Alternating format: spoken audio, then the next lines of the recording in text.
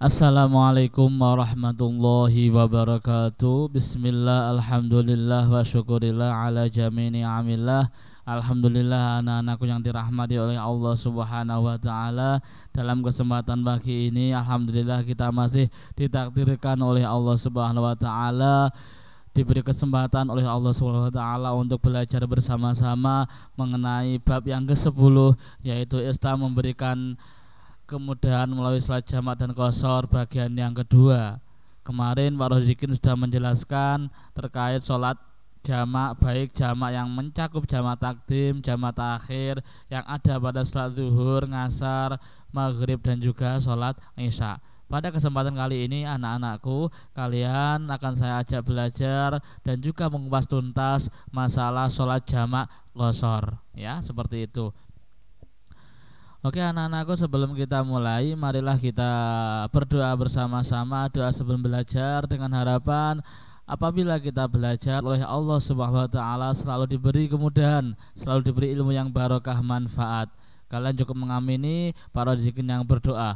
A'udzubillahi minasyaitonir rajim. Raditu billahi rabba wa bil islami dina wa bi Muhammadin nabiyya wa rasula. Rabbi zidni ilma warzuqni fahma. Amin ya rabbal alamin. Oke anak-anakku, marilah kita bersolawat agar kita semua terhindar dari wabah COVID yang semakin menjadi-jadi. A'udzubillahi minasyaitonirrajim. Bismillahirrahmanirrahim. Allahumma sholli ala sayyidina Muhammadin tibbil qulub wa dawaiha wa afiyatil abdan wa shifaiha wa nuril absar wa diyaiha wa ala alihi wa sahbihi wa sallim.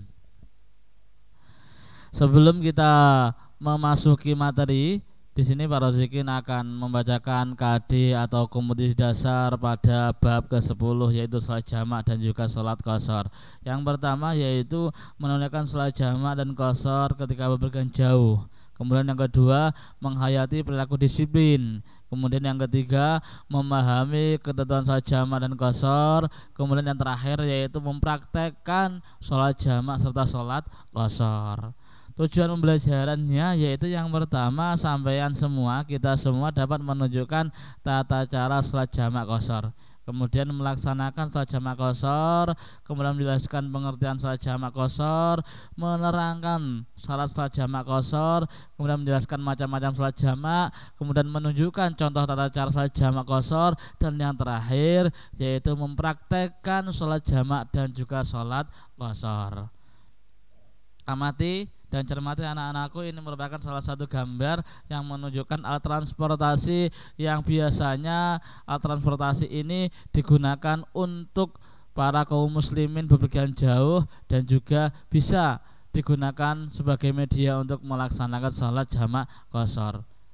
Mayoritas kalau kereta api itu tolak ukurnya adalah jarak jauh, sehingga jikalau kalian melaksanakan perjalanan jarak jauh dari Kediri ke Surabaya atau Kediri ke Semarang atau Kediri ke Yogyakarta, otomatis jarak yang ditempuh lebih dari 80 kilo, insya Allah kita sudah bisa melaksanakan metode sholat jamak serta qashar. Kalau poin kali ini adalah sholat qashar, seperti itu. Oke anak-anakku, lah sholat qashar itu apa? Kemarin Pak Rozikin sudah menjelaskan masalah sholat jamak. Nah, pada poin kali ini yang kita tekankan yaitu masalah sholat qashar. Ma huwal qashru? Apa itu sholat qashar? Sholat qashar adalah sholat fardu yang diringkas dari 4 rakaat menjadi 2 rakaat. Perlu diingat, yang asal mulanya 4 rakaat diringkas menjadi 2 rakaat.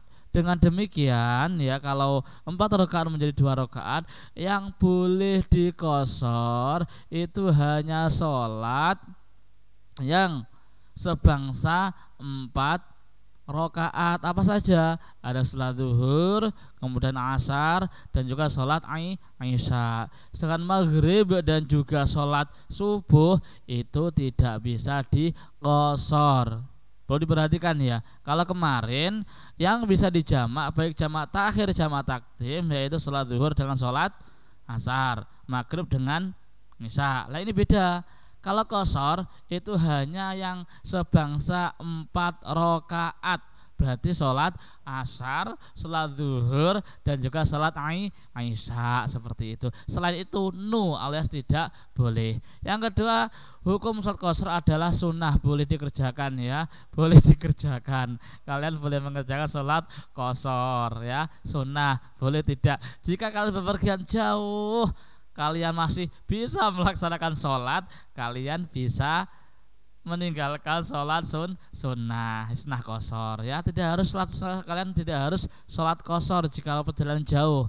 Mungkin kalian sempat sholat zuhur tidak di qashar, masih ada waktu untuk istirahat, kemudian melaksanakan sholat fardu biasa tanpa di qashar, tidak apa-apa. Hukumnya adalah sunnah. Kalau sunnah adalah dijalankan dapat pahala, ditinggalkan tidak dapat apa-apa, seperti itu. Oke, ini salah sholat qashar ya. Yang pertama yaitu perjalanan yang dilakukan bertujuan bukan untuk maksiat. Contoh, kalian pergi ke Jakarta untuk bekerja, kalian pergi ke Jakarta untuk melaksanakan visi mencari ilmu, kalian pergi ke Jakarta untuk menyambung tali silaturahim. Lah seperti itu tidak apa-apa. Beda kalau kalian ke Jakarta tujuannya untuk nyuwun sewu mohon maaf membuat onar, membuat kemaksiatan di sana, membuat gaduh di kota Jakarta. Contoh saja mencuri, mencopet, maka hal semacam itu tidak boleh melaksanakan sholat jamak qashar meskipun jarak yang kalian tempuh sudah memenuhi target atau melebihi batas minimal. Kemudian jarak jauhnya sekurang-kurangnya sama, yaitu 80,640 km ya. Kalau kalian bisa menghitung dengan aplikasi HP sudah melebihi dari 80, maka kalian bisa melaksanakan sholat qashar. Kemudian yang selanjutnya yaitu yang di qashar adalah sholat adaan. Artinya apa? Tidak ada tanggungan untuk melaksanakan sholat qadha. Contoh, kemarin kalian belum melaksanakan sholat zuhur. Lah hari ini kalian bepergian ke Jakarta. Tujuannya adalah untuk menjenguk saudara yang sakit di sana. Contoh. Lah dilalah kalian sholatnya qashar pada waktu nanti zuhur itu merupakan ganti daripada sholat zuhur kemarin. Lah itu enggak boleh. Kemudian yang selanjutnya yaitu berniat untuk takbiratul ihram. Berarti waktu Allahu Akbar, lah pada Allahu Akbar, lah poin Allah di situ kalian kerentek, saya niat melaksanakan sholat qashar, nanti niatnya di pertemuan selanjutnya, seperti itu.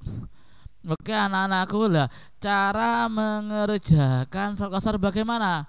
Yaitu dikerjakan yang semula 4 rakaat menjadi 2 rakaat. Pelaksanaannya itu seperti sholat 2 rakaat pada umumnya. Berarti kalaupun toh sama sholat zuhur yang semula 4 diringkas menjadi 2 rakaat. Sholat ngasar yang semula 4 dijadikan 1-2 rakaat. Sholat isya yang semisal asal mulanya 4 rakaat diringkas menjadi 2 rakaat, seperti itu. Kemudian selanjutnya sangat mudah kan? Tidak ada pertanyaan ya. Nanti insya Allah dalam prakteknya nanti kita menunggu bagaimana kondisi selanjutnya. Pada pertemuan selanjutnya Pak Rozikin akan menjelaskan tentang niat-niatnya. Karena ini sangat sulit sekali, maka Pak Rozikin agak memanjangkan dalam penjelasannya. Jikalau kalian ada atau sudah tahu niatnya, insya Allah akan mudah melaksanakannya. Sebenarnya poin yang paling sulit itu pada niatnya ya. Oke, jikalau ada kejanggalan terkait materi, kalian bisa WA nomor yang ada di sini. Nomor ini atas nama Muhammad Rozikin, seperti itu. Oke anak-anakku, untuk selanjutnya nanti Pak Rozikin akan memandu kalian dalam teknis sholat jamak dan juga sholat qashar dalam segi niatnya, seperti itu. Oke anak-anakku, marilah kita akhiri pertemuan kali ini dengan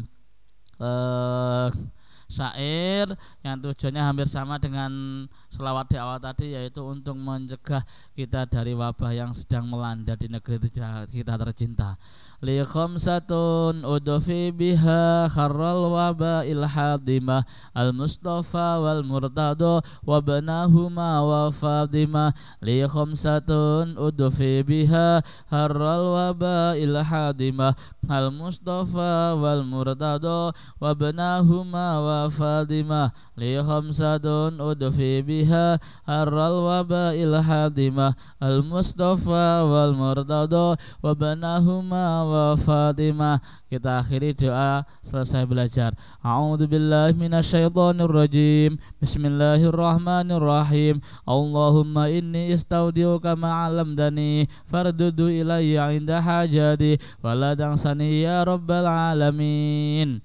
Oke anak-anakku, sebelum diakhiri dari awal hingga akhir, jikalau ada tutur kata yang salah, Pak Rozikin minta maaf yang sebesar-besarnya. Insya Allah minggu depan kita ketemu lagi. Saya akhiri, kurang lebihnya minta maaf. Akhirul qauli ihdinas siratal mustaqim. Wassalamualaikum warahmatullahi wabarakatuh.